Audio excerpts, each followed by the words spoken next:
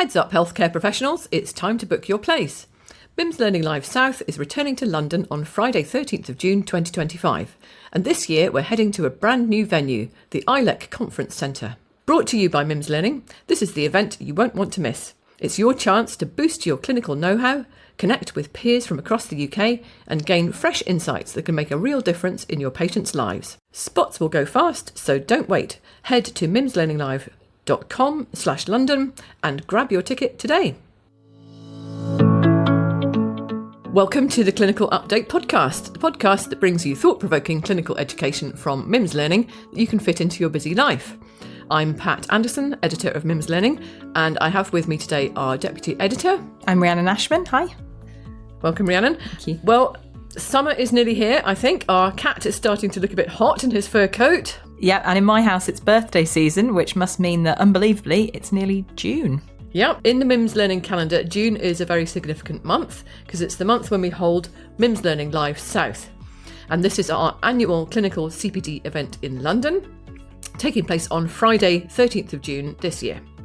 I'm really looking forward to it. Yeah, it's in my diary as well, and I hear that we have a new venue this year. That's right, this year we're at the ILEC Conference Centre in West London, for which the nearest tube stations are West Brompton or West Kensington. It's going to be a great space for this event with plenty of room for our event, streams and exhibition. Sounds great.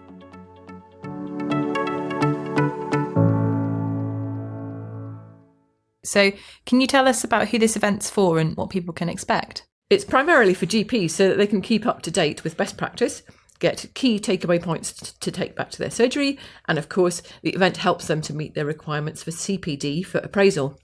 And I'm hoping that our discussion today might give GPs some ideas about hot topics that it would be good to know about, and perhaps feel inspired to come along to the event. First of all, I wanted to talk about how this year's programme differs from previous years, and tell you about our stream chairs. In previous years, we've often had half and half streams in the programme, for example, a dermatology morning and a women's health afternoon, or what we call general update streams with a big mixture of topics. So this year, in response to delegate preference, we've made all of our main streams into a combination of these two styles. So what we've ended up with in our three streams is the following. No particular order, but first, a dermatology morning followed by a mixed topics afternoon, a women's health morning followed again by mixed topics, and a cardiovascular renal metabolic or CVRM morning followed by mixed topics. In the mixed topic afternoons, we've tried our best to incorporate feedback from previous delegate surveys in order to choose the best topics for GPs. There may be other members of the primary care team, such as nurses and pharmacists, who find the event programme is relevant to them, and they're very welcome to attend. And new this year, we're also running a separate exhibition with talks for practice managers and GPs who are involved in running their practices under the GP Business brand. This will help you navigate around the current challenges of practice management and provide an opportunity for networking with colleagues. Thanks, Pat. And can you tell us a bit more about who the three main stream chairs are? I'm pleased to say we have some colleagues we've known for a while and a new face joining us as chairs this time. First up, I'd like to talk about Professor Raj Thacker, who we've known for many years. He's a GP partner, primary care lead of Oxford AHSN, honorary visiting professor at Cardiff University Medical School, and president of the Primary Care Cardiovascular Society. Raj will be chairing the stream that has CVRM in the morning, and he'll be speaking as well. The topic of his talk is heart failure with preserved ejection fraction, and he'll look at where we are with its management, where we need to get to, how we'll get there, and provide practical tips for personalised care. So what else have we got in that stream, Pat? Well, also on the cardiovascular side, we have Professor Mike Kirby coming to talk about sex and the heart. He's a very experienced speaker who's come to MIMS Learning Live lots of times, talking about lots of different topics. And when I asked him for a quote about his talk this time, he told me that he's going to discuss what he calls very good data proving that enabling people to continue having sexual intercourse throughout their life adds life to years and about 4 years extra to life. He says GPs do not need to be concerned about the use of PD5 inhibitors in cardiac patients, as these are actually more effective than nitrates. And people with heart disease are perfectly able to continue having sex if they can walk 2 miles on the flat without getting breathless. So this sounds like it's going to be a really interesting talk about a very important topic that I would guess is a little bit under-discussed with patients. That's just a couple of the topics in the CVRM morning. And in the afternoon, I'll just introduce two of the mixed topics for this stream briefly. Firstly, and very much linked to our current editorial campaign entitled Patient Presentation Pathway for Cancer, we have Dr. Owen Carter from Macmillan talking about earlier cancer diagnosis. Let's have a quick listen to what's in store. Hi there, my name's Owen Carter and I'm a GP partner and a GP with specialist interest in oncology and a National Clinical Advisor at Macmillan Cancer Care. I'm really excited to be presenting at the MIMS Learning Live South conference on the 13th of June. I've always been interested to understand why the UK often lags behind similar countries in diagnosing cancer early. I'll be exploring why this might be and what we can do about it within primary care without us further burning out. I'll be exploring the key principles of early diagnosis, looking at prevention, screening, early presentation, and decreasing the referral interval between when a patient starts to have symptoms to when we refer. I want to consider how we can overcome these barriers, and I'll focus particularly around health inequities, and consider how we can utilise rapid diagnostic clinics to help diagnose patients who don't fit down the usual traditional urgent suspected cancer pathways. I'll delve into the future with multi-cancer blood testing, risk stratification and screening programmes, and the potential use of AI, and also touch on the risk of overdiagnosis. This is a real chance to update your knowledge, ask me questions, have an informed debate. I want to be making sure you come home with practical tools which will empower you in your everyday practice within primary care. So I look forward to seeing you on the 13th of June. So that sounds really good. Yeah, and as you say, Pat, this is an important one for us given our focus this year on providing free CPD around earlier cancer diagnosis, which listeners, if they don't already know, can find on the campaign tab of our website, mimslearning.co.uk. Yeah, so do have a look at that. And the last one to mention from this stream is a new speaker, Dr. Justin Penner, who's a consultant paediatrician at Imperial College Healthcare NHS Trust. And he's going to talk about childhood bugs and drugs. Of the title of that presentation. Yeah, it's a good one. And he's going to review treatment recommendations for common paediatric infectious disease syndromes, such as pharyngitis, otitis media, pneumonia and UTIs. And he aims to look at the resurgence of vaccine-preventable diseases, such as measles, lymphadenopathy, inflammatory and other markers of childhood infection, and recognition of maternal fetal infections. Sounds like quite a big topic, but really interesting and relevant for GPs. Yes. So moving on to the next stream, we'll give a very warm welcome back to Dr. Stephanie Gallard, who has chaired and spoken for us in the past. She's a very lively and engaging chair and speaker and always gets great feedback from our delegates. She's a GP with a special interest in dermatology, a dermatology educator and a member of the Primary Care Dermatology Society Executive Committee. I'm really looking forward to this one, and she's going to be speaking about management of sun-related skin damage. So really important subject, particularly pertinent to refresh your knowledge at this time of year. Stephanie will look at the effects of sun exposure and the types of damage, the management of actinic keratosis, and when to refer for suspected SCC, BCC, and malignant melanoma. And this is a topic that we've covered in our dermatology learning materials on the MIMS Learning website quite a bit. And if it's something you're wanting to brush up on, as well as Stephanie's presentation, I'd really recommend watching an on-demand webinar that we've published recently where Dr. Sunita Kochar, a GP with an extended role in dermatology, offers practical tips and lots of useful pictures to help you identify BCC, SCC, and malignant melanoma. And she talked a bit as well about how to manage precursor lesions such as actinic keratosis. And this webinar is free as part of the earlier cancer diagnosis campaign that we mentioned. That's really useful. And also featuring in the Dermatology Morning will be GP and Associate Specialist in Dermatology, Dr. Angelica Razak. She'll be looking at commonly seen rashes that are not eczema, psoriasis or acne. So she'll be helping you to improve your diagnostic skills for common rashes, knowing how to manage them where appropriate, and distinguishing the ones that need referring. I'm sure there'll be lots of take-home points there.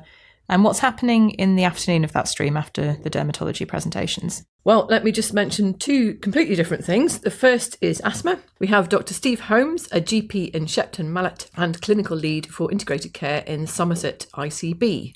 Again, we're delighted to welcome him back as he's done so much expert speaking with us in the past. And he's going to walk GPs through the latest asthma guidelines. That's the guidance that was issued jointly by NICE, SIGN and the British Thoracic Society. That's the ones. Asthma is a really important condition, and Steve is poised to tell GPs what's relevant to them in the guidance. His talk will focus on how to make a realistic and accurate diagnosis, how to manage those with a new diagnosis, and how to manage those already on treatment to get them up to date. Yeah, and we know Steve always gives really practical and engaging talks, which is why we keep inviting him back. That's exactly it. After his talk, we'll change tack again with haematology consultant Dr. Majid Kazmi coming to speak about case studies in haematological cancers. He came to speak at our Liverpool event last year and went down really well. And I managed to catch up with him for a quick podcast interview then. So here's an excerpt from what he had to say. I particularly specialise in a blood cancer called myeloma, and myeloma, probably out of all the blood cancers, is the one that's often diagnosed quite late. Right. And quite often it's when you look back, and we've done this analysis, you look back and see how many times that patient visited a primary care physician before they were finally referred in. It's usually 4 to 6 times. Yeah. With the same symptom. So I think for me, the warning things would be somebody's never had back pain is suddenly complaining of back pain, is over the age of 40. And there's no obvious reason why they should have back pain. That would be a warning for me to maybe think a bit harder about something else going on. We'll link to this episode in the show notes in case you'd like to listen. And as mentioned, Majid is going to take a case-based approach in his talk, helping GPs to reflect on the symptoms, blood test results and red flags that they should be looking out for in order to pick up haematological cancers such as myeloma, lymphoma and leukemia. Thanks, Pat. Now, as the editor responsible for women's health, I'm really looking forward to popping in on the women's health stream, which is going to be chaired this year by our clinical advisor for women's health, Dr. Olivia Hum. Now, she joined us as clinical advisor last year. She's a GP, accredited menopause specialist and co-director of Myla Health. And she's new to the chairing role for us, although she's an experienced chair in other ways. So I'm really looking forward to seeing her do her stuff. Yeah, she's going to speak as well about HRT and breast cancer. And let's hear Olivia herself tell us what she's going to talk about and why it's important. Hello, my name's Olivia Hum. I'm a GP and a British Menopause Society accredited menopause specialist. I'll be speaking about menopause and breast cancer. And the reason why I've chosen this topic is because these are a group of women who have been really left out of the conversation about menopause and HRT. But yet we know that this is a big issue for women. Many of them are put into menopause by their breast cancer treatment or are taking treatment which gives them really severe menopausal side effects. So what we'll be going through in this talk is looking at why menopause is an issue for women with breast cancer. We're going to be looking at the common breast cancer treatments and their side effects. First, then we're going to go into managing symptoms without hormones. So looking at lifestyle and looking at non-prescribed treatments. And we'll be covering things like diet, exercise, bones and sleep. We're also then going to be looking at managing symptoms with prescribed medication, and we're going to be covering then many of the medications that we can prescribe in primary care in order to alleviate symptoms, especially hot flushes and night sweats. And we're going to be looking at the new NK3 antagonists, so fezolinetant, which is already available in the UK, and elinzanetant, which is coming soon.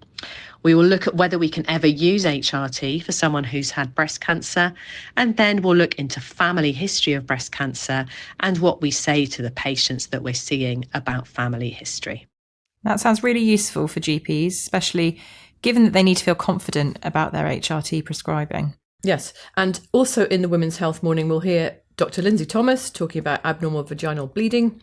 She's a GP with special interest in women's health, and she'll look at heavy bleeding, irregular bleeding, women who are more at risk of postmenopausal bleeding, and bleeding in women taking HRT. Great. Sounds like some really good coverage of hot topics there. Yeah, I'm looking forward to it. And in the afternoon of that stream, we've got Dr. Alistair Robertson, who I've already had the pleasure of interviewing on a podcast, and he's going to speak about frailty. Here he tells us a little bit about his talk. As the number of frail and elderly patients in primary care continues to rise, effective management of frailty is essential. Join me, Dr. Alistair Robertson, at MIMS Learning Live, where we'll explore how to save time for you and your practice as we discuss identifying and managing frail patients, deprescribing strategies, reducing hospital admissions, and developing effective care plans. Join us and become your practice expert on frailty. Look forward to seeing you there. Great. Sounds like a good idea to become the practice expert on frailty. So you can listen to Alistair talking in more depth on the previous episode that we recorded. And again, we'll include a link in the show notes. but we look forward to seeing him in person at the event. Rhiannon, can you guess what field Alistair worked in before he retrained as a doctor? Oh, crumbs. I'm a lawyer? No, electronic dance music. So not every doctor has that on their CV. No, that is very cool. He'll be very tuned in to how many beats per minute your pulse is, wouldn't he? Yep, absolutely. And for the record, there were probably unexpected spin-offs. The last topic we'll mention is constipation. This is the subject of a talk by Dr. Kevin Barrett, last but not least in the mixed topics after women's health. We've previously interviewed Kevin, but it was a long time ago, and it was about his role as a GP with a special interest in gastroenterology. He's been dedicated to this field for a while, and he's been a committee member of the Primary Care Society of Gastroenterology since 2017, and he's particularly interested in supporting patients who have lower GI issues. So let's have a very quick listen to his talk outline. Hello. My session at MIMS Learning Live is about constipation.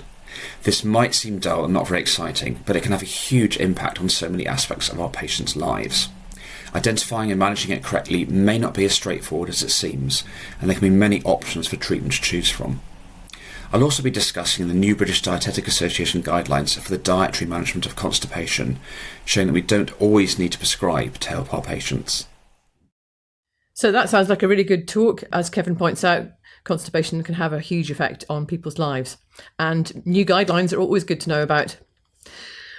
One more thing to mention. Our GP advisor, Dr. Ravi Ramanathan, will be at the event as usual, and he'll hold his regular appraisal surgery during the breaks. He's a very experienced GP appraiser, and he can advise you about how to meet your appraisal requirements, whether your situation is straightforward or complicated. So that's it for the highlights of this fantastic event, which you can sign up to very easily through mimslearninglive.com. Please note that this year there is a small charge of £25 for signing up. We've introduced this for sustainability, as it ensures that our event does not create food waste from what promises to be a delicious lunch. As well as tasting the lunch, which is always my favourite, as well as tasting the lunch, I'll be welcoming delegates to their streams, listening to talks, and chatting with speakers and delegates about hot topics to cover at our Liverpool event in November. What's your role going to be, Rhiannon? Fingers crossed, I will be doing a live podcast recording from the event. So anyone who was there last year might have spotted me and our excellent producer, Jude, loitering with a microphone. So if you see us again, please do come and see me, because as well as hearing from our speakers, I'll be hoping to speak to a few of our delegates about the clinical challenges that you're facing right now. Brilliant. I look forward to seeing you with your microphone. So do have a look in more detail at the programme at mimslearninglive.com. Do join us there if you can, because it'll be a great day of learning. And thanks for listening. We've been the MIMS Learning editorial team. This episode was produced by Jude Owen. Don't miss next week's episode, because Sangeeta, our colleague, is going to be interviewing Dr. Kevin Barrett, who we just mentioned a minute ago in the context of his gastroenterology talk at MIMS Learning Live, and she's going to be speaking to him about the topic of bowel problems in older people.